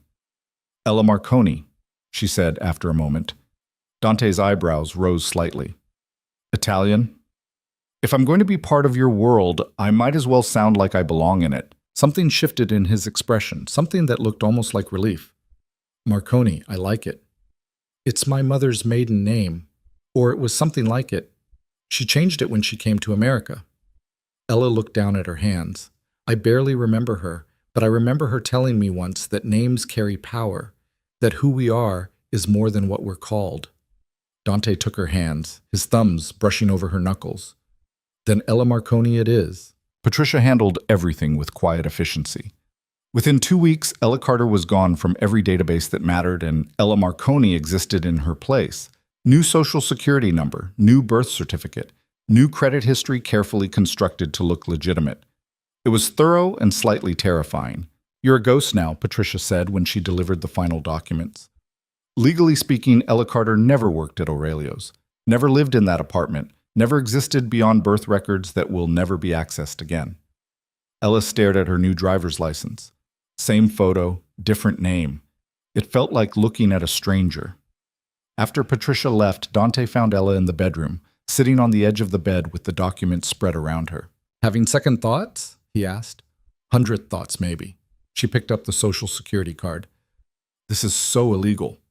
Extremely. I could go to prison. You won't. How do you know?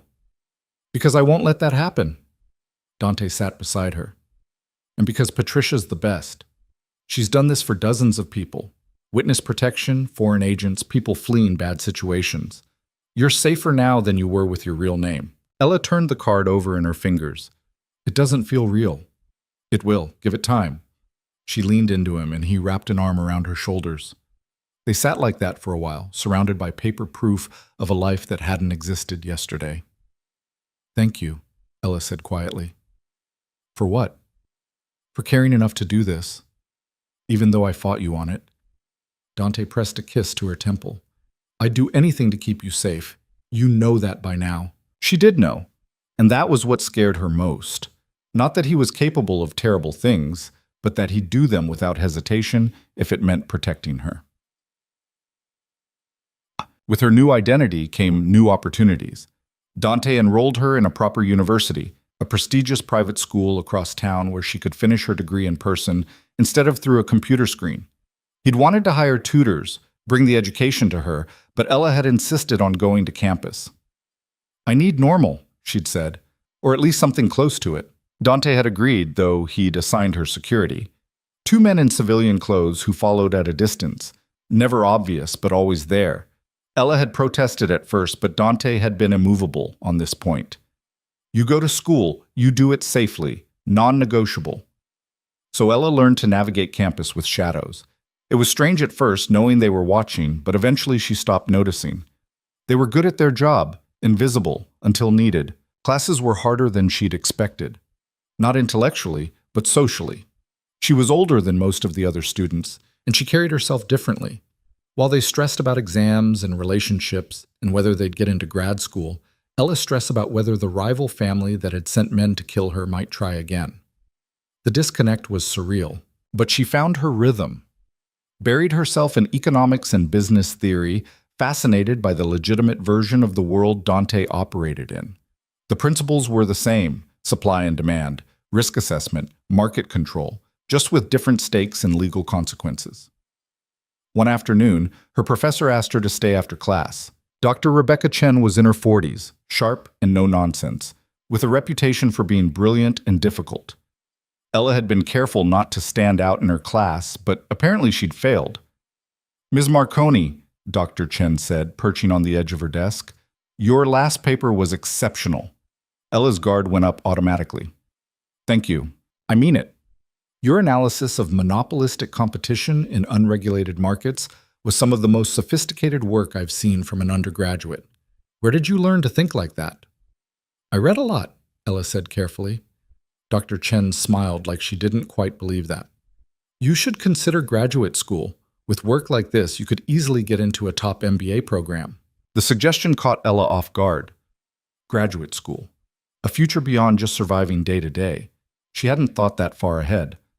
"I'll think about it," she said. "Do that. And if you need a recommendation letter, I'd be happy to write one." Ella left campus that day with her mind spinning.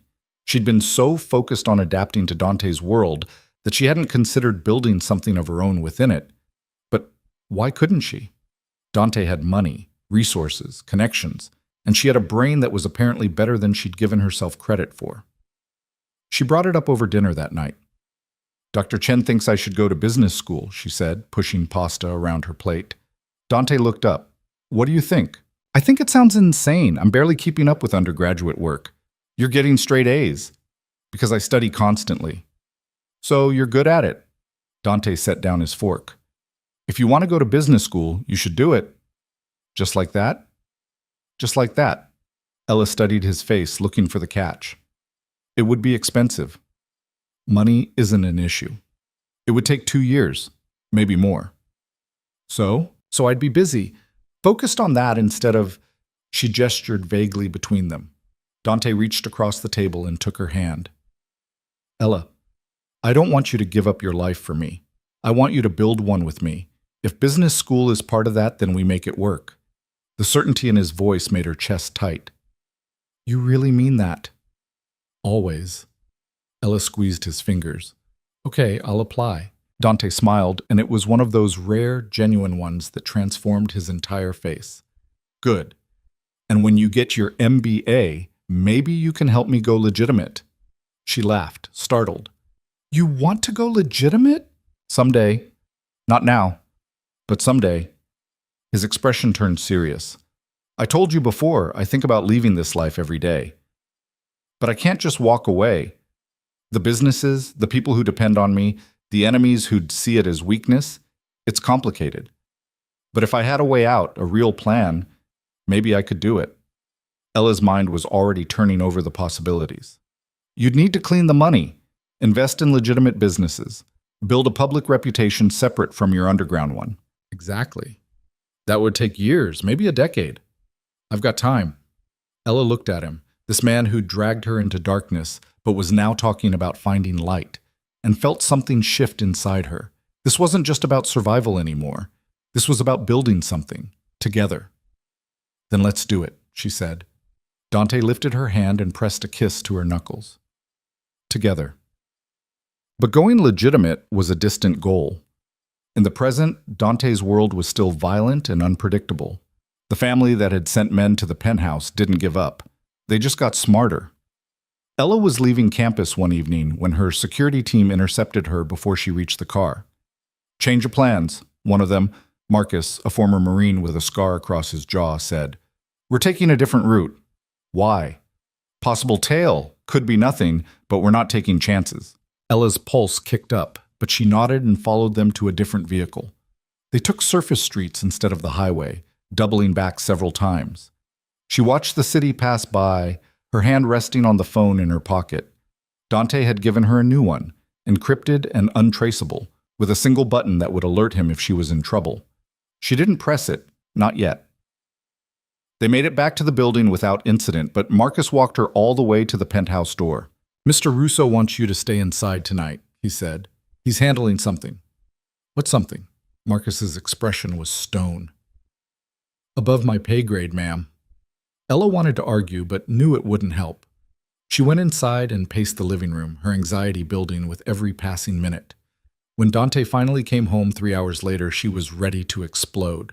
"Where were you?" she demanded. Dante closed the door, his face tired. "Sending a message." "What kind of message?" "The kind that makes sure no one follows you again." Ella's stomach twisted. "Dante, it's handled." He moved past her toward the bedroom, already unbuttoning his shirt. There was blood on his cuff. Not much, but enough. Ella followed him. "You can't keep doing this. Every time something happens, you go out and hurt people." "They tried to hurt you first." "So what? We just keep escalating until someone ends up dead?" Dante spun to face her, his eyes hard. "Yes, if that's what it takes." "That's insane. That's survival." His voice rose, frustration bleeding through. "You think I want to keep doing this? You think I enjoy it? I'm trying to keep you safe, Ella. That means eliminating threats before they become problems. By becoming the biggest threat yourself." "Exactly." He yanked off his shirt and threw it in the hamper. "That's how this world works. You're the most dangerous person in the room, or you're a victim. There's no middle ground." Ella's hands clenched into fists. "There has to be another way." "There isn't." Dante's voice softened slightly. "Not yet. Not while people still see you as a way to get to me." "Then maybe I shouldn't be with you." The words hung in the air between them, sharp and jagged. Dante went very still. "Is that what you want?" Ella's throat closed up. "No. But I don't want you killing people because of me either." "Too late." He crossed to her, his movements deliberate. "The moment you became mine, you became a target. And I will do whatever it takes to protect what's mine. If you can't accept that, then we have a problem."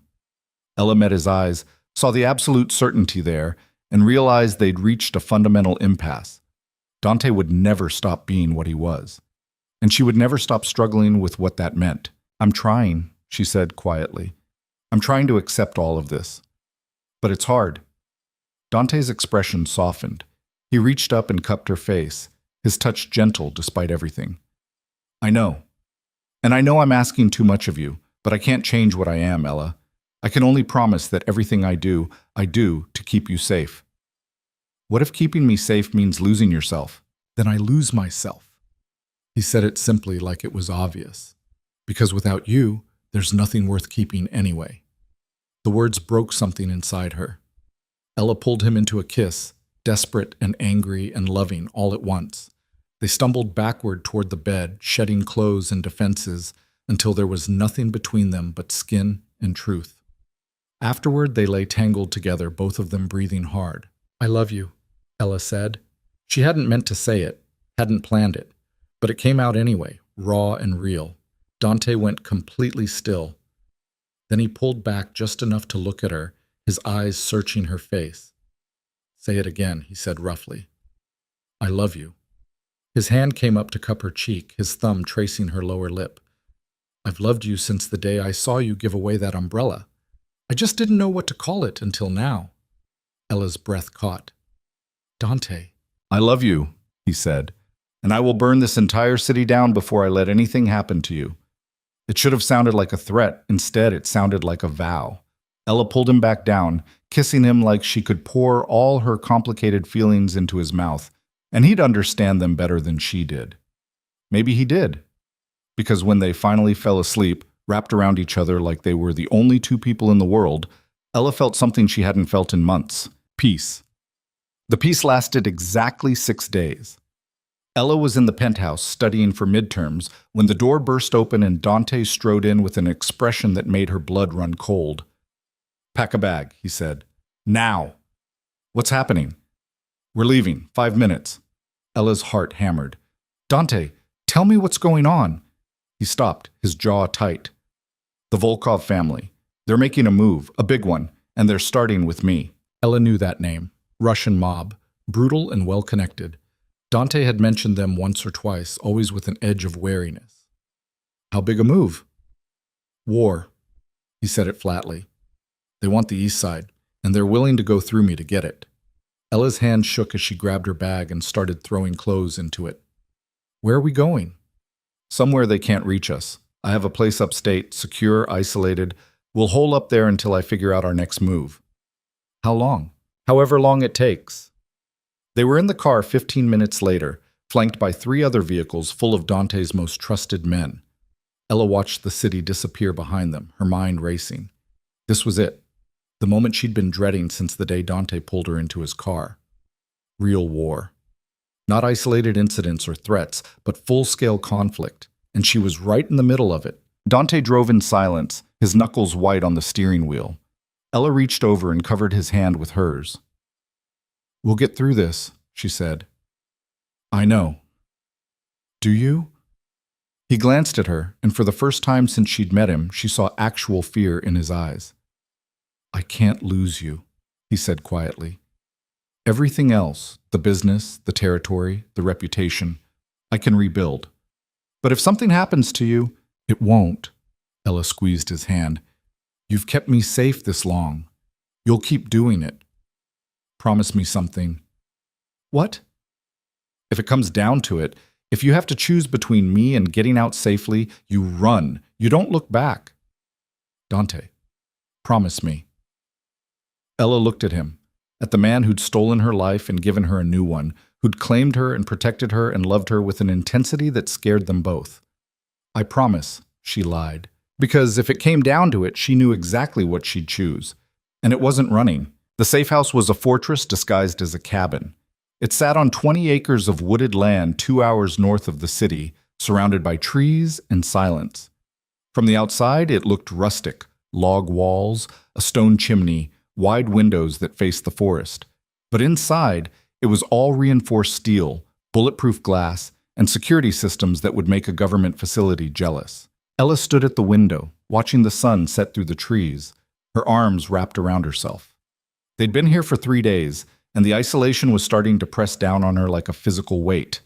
No school, no routine, just waiting. Dante was in the office he'd set up in the back bedroom, on the phone constantly, coordinating with his people in the city.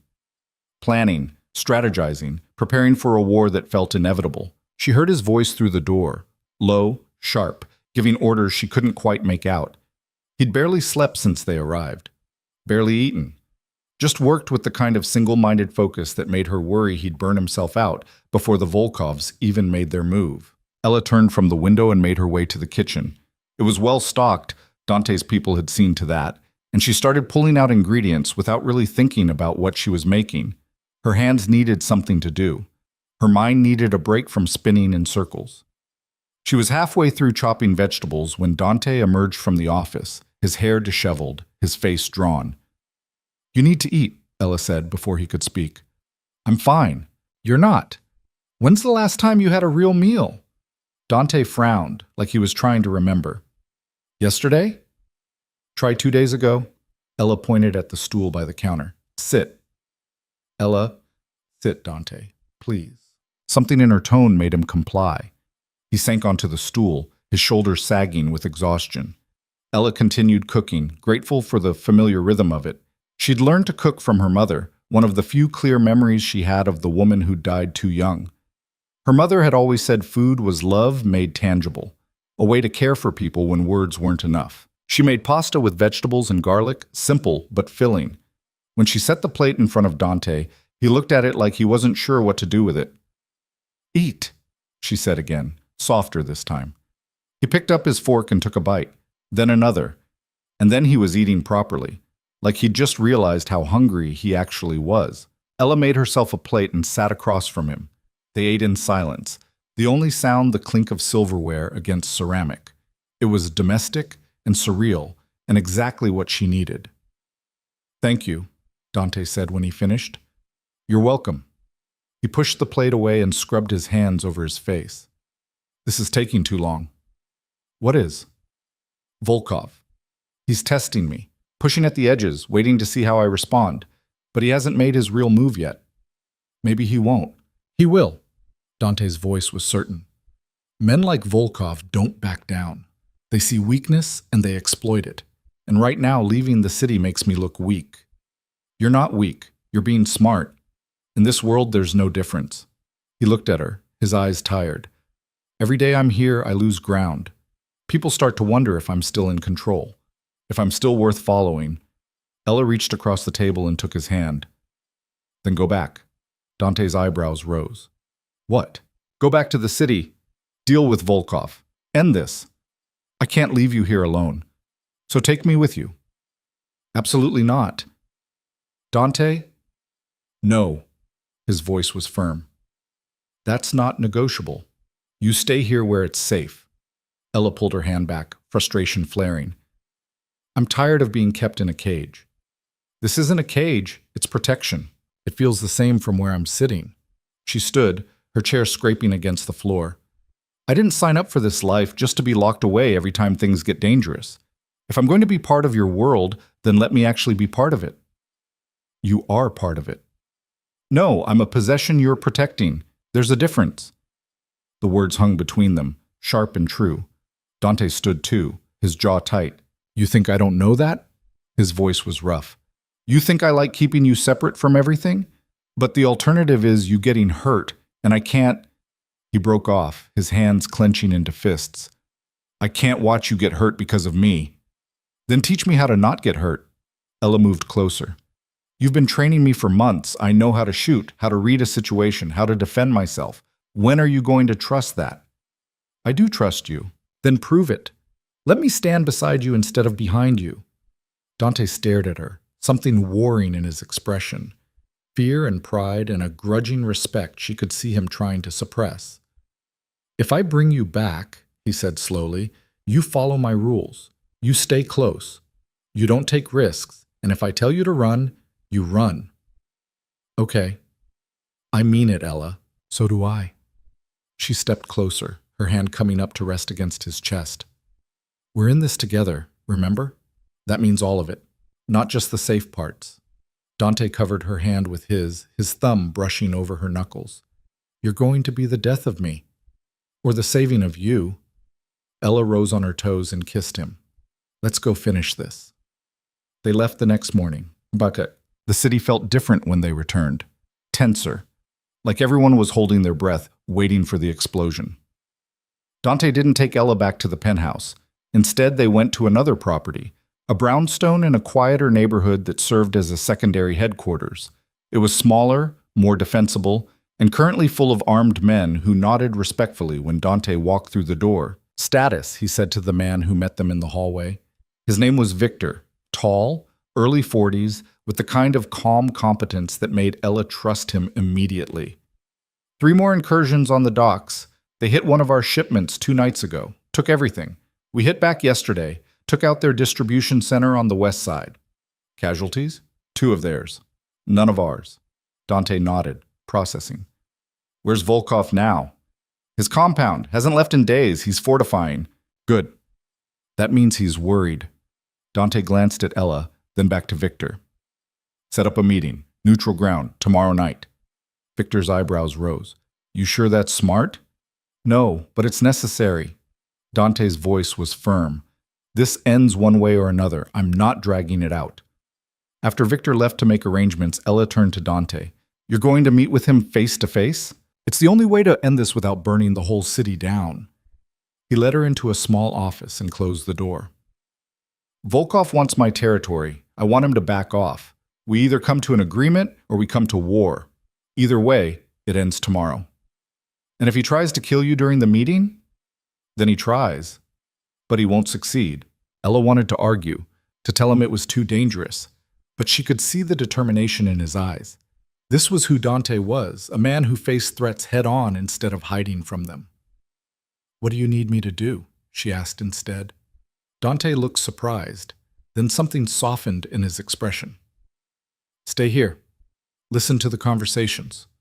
Watch the people who come through. Tell me if anyone seems off. You want me to read the room?" "Exactly." He cupped her face. "You're good at seeing things I miss. I need those eyes tomorrow." Ella nodded, feeling the weight of the trust he was placing in her. "I won't let you down." "You never have." That night, Ella barely slept. She lay awake in the unfamiliar bedroom, listening to Dante move through the brownstone, checking security, making final preparations. When he finally came to bed around 3 in the morning, she pretended to be asleep. But when he pulled her close, his arms tight around her waist, she let herself relax into him. "I'm scared," she whispered into the darkness. "Me too," he admitted. It was the first time she'd heard him say it out loud. "What if something goes wrong tomorrow?" "Then we adapt." His breath was warm against her neck. "But it won't. I've been doing this too long to make amateur mistakes. Everyone makes mistakes eventually. Not tomorrow." He pressed a kiss to her shoulder. "Tomorrow, I'm perfect." Ella smiled despite her fear. "Cocky. Confident. Same thing. Not even close." He pulled her tighter. "Get some sleep. Tomorrow's going to be a long day." She did sleep eventually, and when she woke, Dante was already gone, preparing for the meeting that would decide everything. The meeting was set for 9 p.m. at a restaurant that had been closed for renovations. Neutral ground, supposedly, though Ella suspected neutral was a relative term in Dante's world. She spent the day in the brownstone, watching people come and go. Dante's inner circle, the men he trusted most, filtered through, each giving reports, receiving orders, preparing for multiple scenarios. Ella listened to it all, her newly trained instincts cataloging details. Who hesitated when speaking? Who seemed nervous? Who had too many questions or not enough? By evening, she'd identified 2 people who made her uneasy. One was a new recruit, barely 20, who kept checking his phone when he thought no one was watching. The other was an older man named Stevens, who'd worked for Dante for years, but whose body language had shifted when Volkov's name came up. She pulled Dante aside before he left. "Stevens and the new kid, Tony. Watch them." Dante's eyes sharpened. "Why?" "Tony's communicating with someone he shouldn't be. Stevens is too calm, like he knows something we don't." Dante studied her face, then nodded. "Victor, keep those 2 here. Don't let them leave until I get back." Victor moved to comply without question, and Dante turned back to Ella. "Anything else?" "Just," she swallowed. "Be careful." He kissed her, hard and quick. Always. Then he was gone, along with 6 of his best men. Ella was left in the brownstone with Victor and a handful of guards, her stomach in knots. The minutes crawled by. Ella paced, made coffee she didn't drink, tried to focus on a textbook and gave up after reading the same paragraph 5 times. Victor stayed calm, monitoring communications, but even he seemed tense. At 9:15, Victor's radio crackled to life. "Situation at the restaurant. Ambush. We're pinned down." Ella's blood turned to ice. Victor was already moving, barking orders, coordinating backup. But Ella knew it would take time Dante might not have. She made a decision. "I'm going," she said. "No, you're not." Victor didn't even look at her. "Mr. Russo would kill me. He's going to die if we don't help him now." Ella grabbed her jacket and the gun Dante had given her months ago.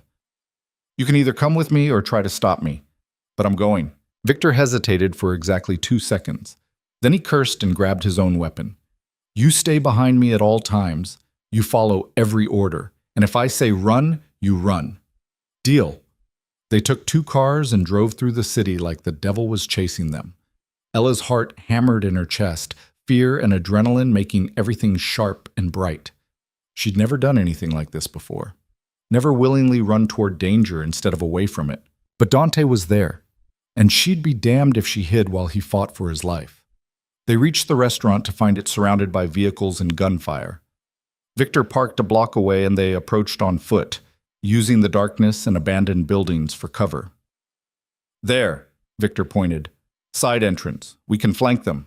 They moved quickly, Ella's training kicking in. Stay low, stay quiet, watch for movement. Her gun felt heavy in her hand, but steady. She wasn't that scared waitress anymore. She was someone who fought back. They slipped into the building through a service entrance and immediately heard the chaos, shouts, gunfire, breaking glass. Victor led the way, his weapon up, his movements precise. Ella followed, her breathing controlled despite her racing pulse. They found Dante and his men pinned behind overturned tables in the main dining room. Volkov's men had them surrounded, outnumbering them at least 2-1. It was a slaughter in the making. Victor signaled his team, and they opened fire from behind, catching Volkov's men by surprise. The tide shifted immediately. Dante used the distraction to push forward, taking down 3 men in quick succession. Ella stayed in cover, firing when she had clear shots, her hands surprisingly steady. She hit 1 man in the leg, another in the shoulder. Non-lethal shots, but enough to take them out of the fight. The battle lasted maybe 5 minutes, though it felt like hours. When the gunfire finally stopped, 8 of Volkov's men were down, and the rest had retreated. Dante emerged from cover, blood on his face but alive. His eyes found Ella immediately, and the expression that crossed his face was pure fury. "What the hell are you doing here?" he demanded. "Saving your life," Ella shot back. "I told you to stay at the brownstone." "And I didn't listen. You're welcome." Dante looked like he wanted to strangle her and kiss her at the same time. He settled for grabbing her arm and pulling her close, checking her for injuries. "Are you hurt?" "I'm fine. If you ever—" He broke off, his jaw clenched so tight she could see the muscle jumping. "We'll talk about this later." Looking forward to it. Victor approached, his expression grim. Volkov wasn't here. It was a setup. Dante's eyes went cold. "Where is he?" "Unknown, but we captured 2 of his men. They'll talk." They did talk. Within an hour, Dante had the information he needed. Volkov's actual location, his resources, his plans. And more importantly, he had proof that Stevens had been feeding information to the Volkovs for weeks. Dante dealt with Stevens personally. Ella didn't watch, didn't want to know the details. Some parts of his world she could accept. Others she preferred to leave in the shadows. But she stayed by his side through all of it. Through the interrogations, the planning, the final assault on Volkov's compound that happened before dawn. She didn't fight in that battle. Dante had drawn that line firmly, but she waited, and when he returned victorious with Volkov in custody, she was there. "It's over," Dante said, exhaustion clear in every line of his body. "Is it?" "Yeah." He pulled her into his arms. "Volkov's finished. His organization's being absorbed or scattered. The territory's secure. What happens to him?" "He's leaving the country, permanently. If he ever comes back, he knows what happens." Ella nodded, not asking for clarification. Some things were better left unsaid. They went back to the brownstone as the sun was rising, both of them filthy and exhausted and alive. Dante showered first, then Ella, and when she emerged, she found him on the couch, staring at nothing. She sat beside him, and he immediately pulled her into his lap, holding her like she might disappear. "You could have died tonight," he said quietly. "So could you." "That's different." "No, it's not." Ella pulled back to look at him. "You don't get to risk your life while keeping me wrapped in bubble wrap. Either we're partners or we're not." "We're partners," Dante said. "But that doesn't mean I'll ever be okay with you being in danger."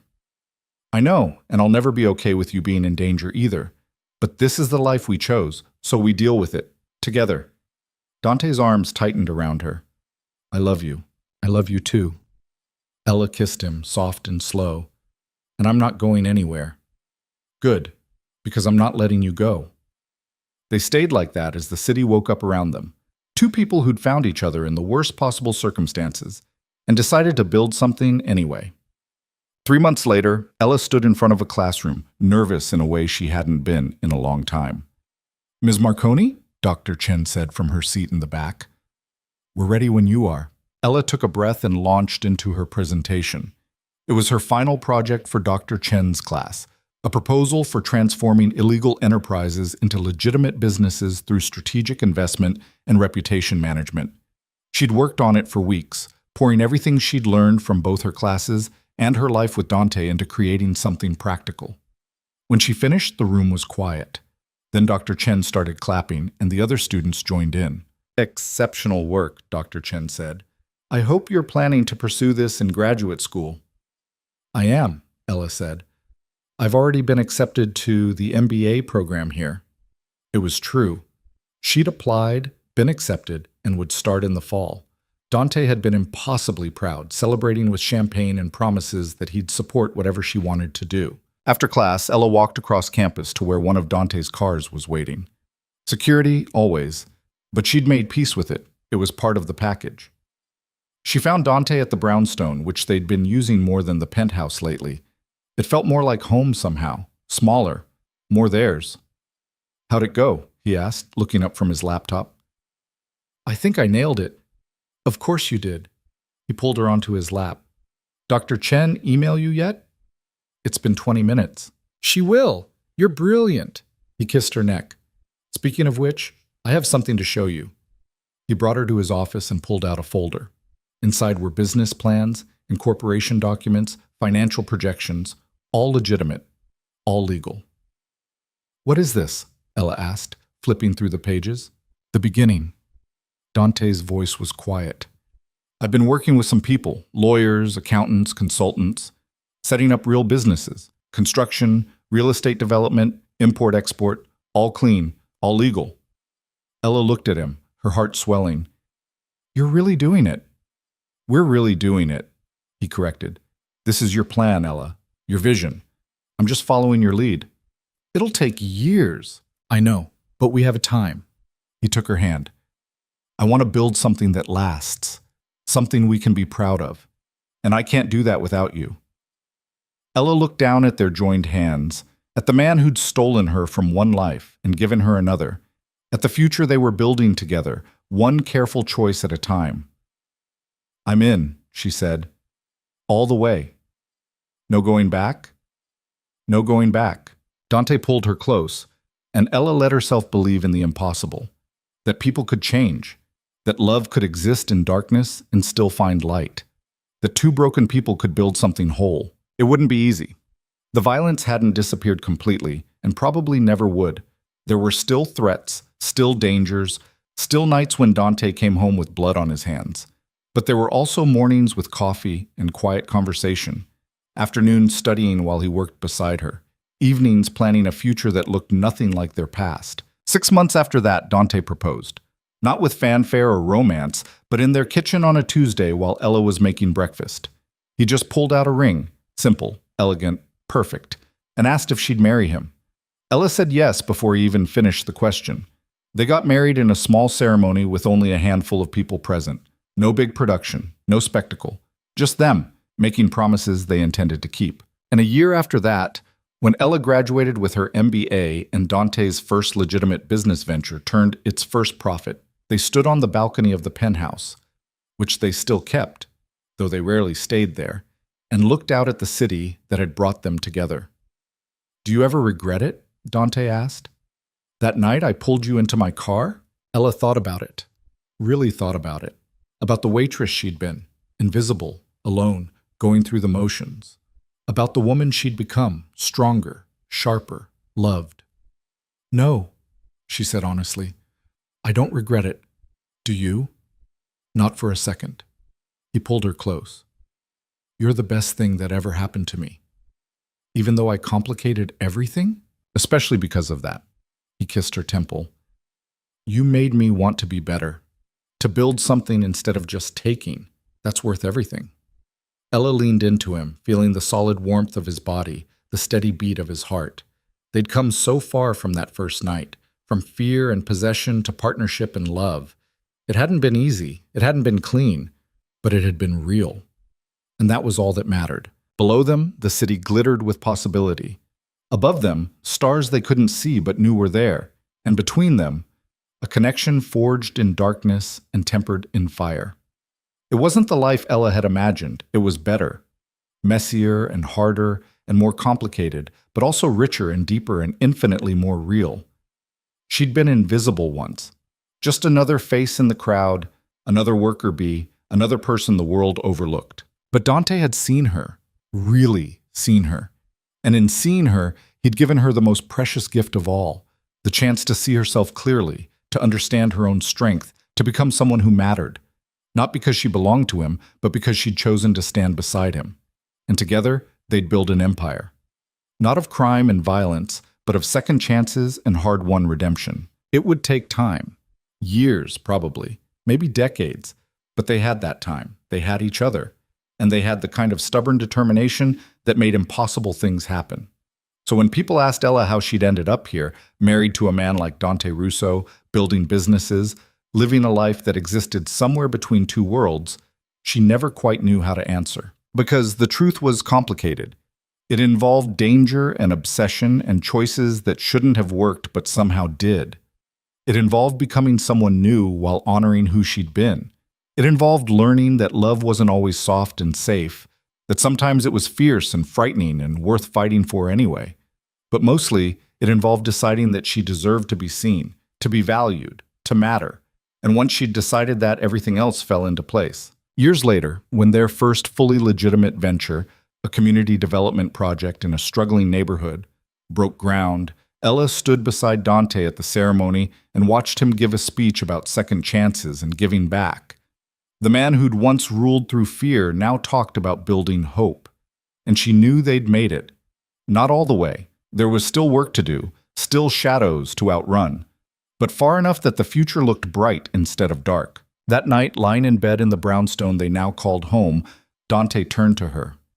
"We did it," he said quietly. "We're doing it," Ella corrected. "It's not finished." "No." "But it started. That's something. That's everything." He kissed her, and she kissed him back. And outside their window, the city hummed with life. Millions of people, each with their own stories, their own struggles, their own moments of transformation. Ella had been one of them once, invisible and alone, but not anymore. Now she was Ella Marconi, student, partner, wife, builder of futures. And most importantly, most wonderfully, she was seen.